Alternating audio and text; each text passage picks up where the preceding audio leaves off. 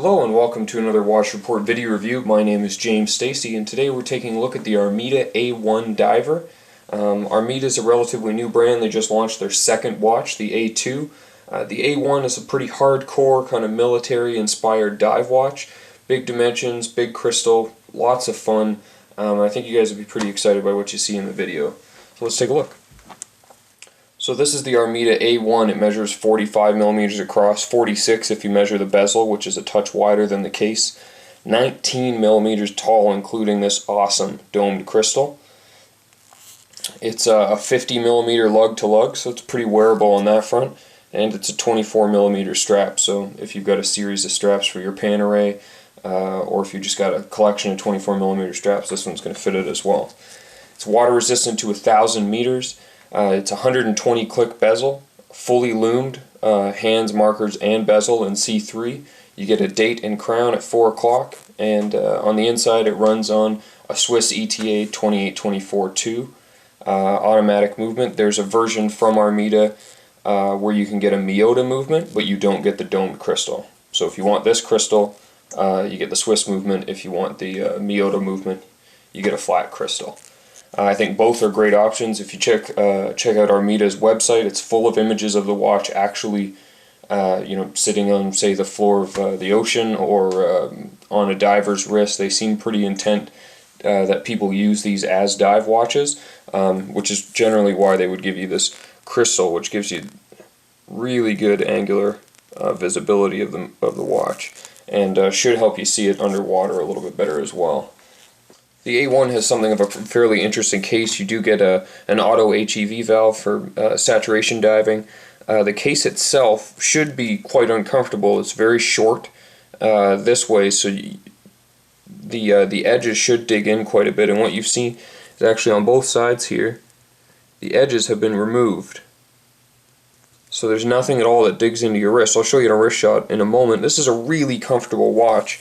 It doesn't quite feel 19 millimeters tall. It definitely feels very tall. You can see in the photographs kind of a profile shot on my wrist. But it doesn't feel, say, as tall as the Artego Sea King, which had a flat crystal and I believe was only about 17 millimeters tall.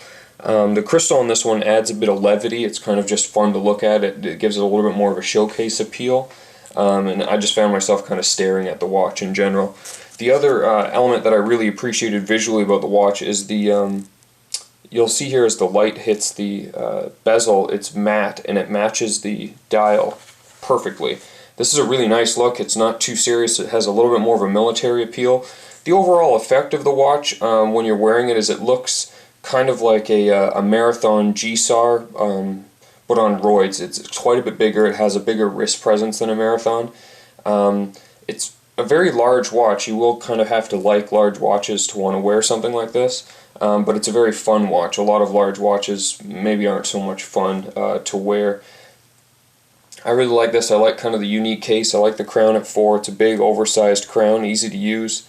I love the date wheel that they've included there. Is white text on black and it's perfectly centered. Nice fit and finish on this option, and with the ETA it's used like every other watch that we show you. The crown is 2 positions, one for date, one for time, and then it screws back in.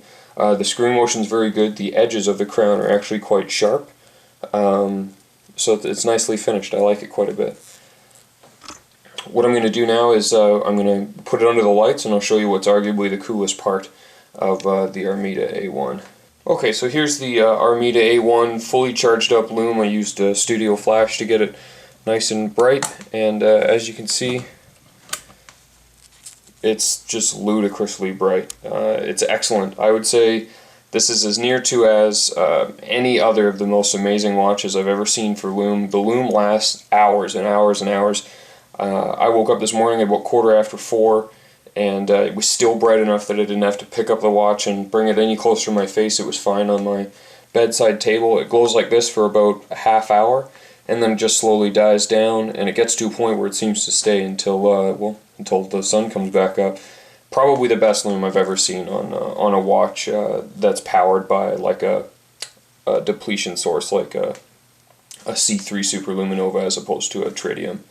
Really just excellent points on this one. I love the full lume scale on the bezel. I love the really bright hands, and I love that it's all basically the same color. On the video it's going to look closer to white, but it really is a rich kind of dive watch green. Really, really nice. And here's the A1 on wrist. As you can see, it is quite tall, but thanks to the awesome shape of this case, where they've removed these edges here, it doesn't dig in at all. It actually feels really comfortable. It's great on this included rubber strap. You also have a NATO option. This is the case that it comes in. It's kind of like a boat safety case is what it reminds me of. You have a foam insert that holds all the straps in the watch. Really fun that way. I think at first when I saw the Armida, I figured it was pretty derivative. I had seen, you know, kind of a watch that looked like this a few hundred times before, much like the Marathons.